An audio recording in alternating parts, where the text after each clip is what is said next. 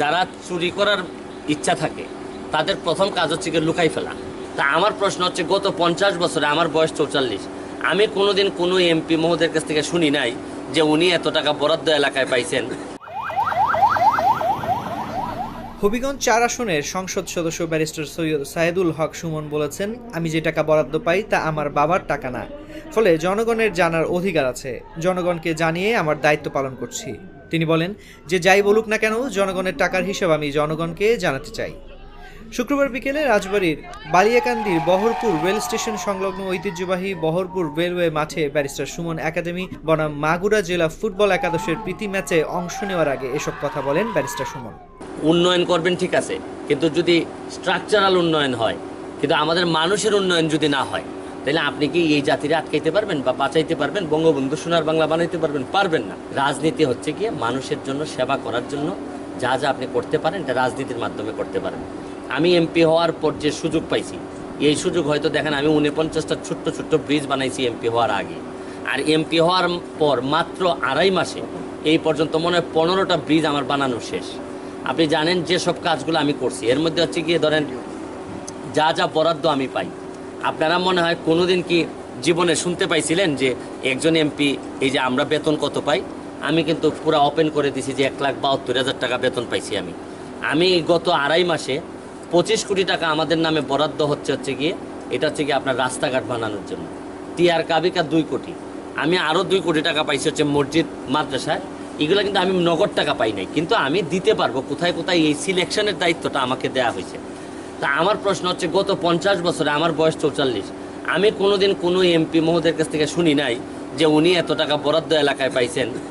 আর বরাদ্দ আমি বরং বিভিন্ন জায়গায় শুনছি কি জানেন, যে রাস্তার কাজ করলে নাকি মানুষ বিভিন্ন বদনাম করে যে কাজ ঠিক মতো হয় নাই। এই জন্য অনেকের কাছে শুনছি যে এরা কাজই করে না, এমনি কাগজে কাগজে টাকা তুলে নিয়ে গেছে। সমস্যা কি জানেন, সৎ লোকের 2টা জিনিসের ব্যাপারে যুদ্ধ করতে হয়, একটা হচ্ছে দারিদ্রতা, আর আরেকটা হচ্ছে কি ষড়যন্ত্র মোকাবেলা করতে হয়। সারা পৃথিবীব্যাপী আপনি যদি সৎ থাকেন তাহলে আপনার দারিদ্রতা মোকাবেলা করতে হবে। কিভাবে? আপনি সৎ থাকলে তো আপনি টাকা ইনকাম করতে পারবেন না। তাহলে এমপি হিসাবে আমার যে খরচ আছে, এই খরচ চালাইতে গিয়ে আমার স্ট্রাগল করতে হইতেছে, আমার পরিবার চালাইতে গিয়ে স্ট্রাগল করতে হইতেছে, কারণ ম্যাক্সিমাম সময় আমার এলাকায় দিতে হইতেছে।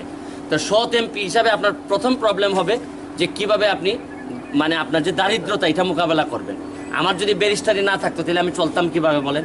আমি যাদের বিরুদ্ধে, বাংলাদেশে যাদের বিরুদ্ধে কথা বলছি, তারা ধরেন যদি আমারে কিনতে না পারে তাহলে আমারে কি করবে? হয় দুনিয়া থেকে সরাবে, আর নাইলে কোনো না কোনো ষড়যন্ত্র করে আমাকে বদনাম করার চেষ্টা করবে। এইগুলা ফাইট নিয়েই কিন্তু আমি আগাচ্ছি। একদিকে আমার ফুটবল, এটা থেকে আমি ইয়াং জেনারেশনকে সামনের দিকে নিয়ে আসতে চাই, আর আরেকদিকে আমার রাজনীতি। আমি শুধু এমপি হিসাবে আপনাদের সামনে একটা জিনিস প্রমাণ করতে চাই যে একজন এমপি চাইলে একটা এলাকারে কোথায় নিয়ে যেতে পারে। আমি মাত্র 2.5 মাসের ব্যবধানে আমার এলাকারে যে জায়গায় নিয়ে আসছি, আমি চ্যালেঞ্জ করে বলতে পারি সারা বাংলাদেশকে, আপনি 1 বছর পরে দাওয়াত দিচ্ছি, আপনি আমার এলাকায় আসেন, আপনি আমার এলাকার প্রেমে পড়ে যাবেন। আমার প্রেমে পড়বেন কিনা জানি না, হয়তো অনেকেই আছে আমাকে শত্রু মনে করে আমার এলাকায় যাবেন, কিন্তু তাও আমি হয়তো আপনাদের মনে কখনো উঠতে পারবো না কিছু মানুষের, তবে আমার কাজকর্ম কোনোদিন আপনি ঠেকায় রাখতে পারবেন না। আপনি আমার কাজকর্মের প্রেমে পড়বেনই পড়বেন। আমি ব্যক্তিগতভাবে বিশ্বাস করি যারা চুরি করার ইচ্ছা থাকে তাদের প্রথম কাজ হচ্ছে কি লুকাই ফেলা। আপনি তথ্য দিবেন না। তথ্য লুকায় কখন?